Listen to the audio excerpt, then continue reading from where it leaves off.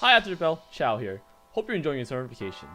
And in case you guys are bored at home, I have a little recipe for you guys to do at home. Have fun! You're going to need 6 ounces of cream cheese, half a cup of Parmesan, half a cup of mozzarella, tomato sauce, and a half cup of milk. First, preheat your oven to 450 degrees. After, please heat up a small saucepan. Next, you're going to want to pour your milk inside and wait for it to simmer.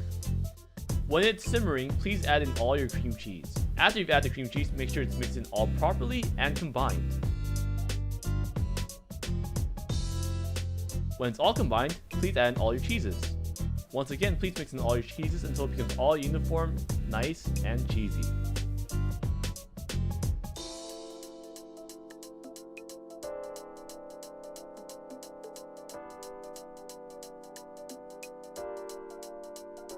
After, please find an oven-safe baking sheet.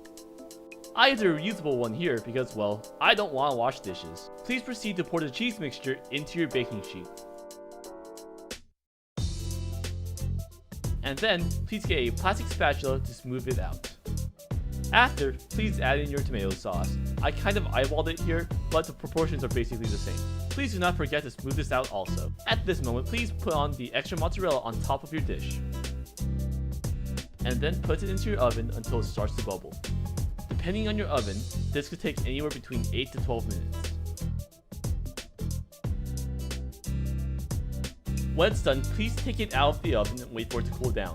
I don't want anyone burning their mouths, so this could take anywhere between 10 or 15 minutes. So this is the most basic pizza dip you can make, but you can customize it however you want. I kind of want to see how creative you guys can be, so please make your own and tell me what toppings you like to put on.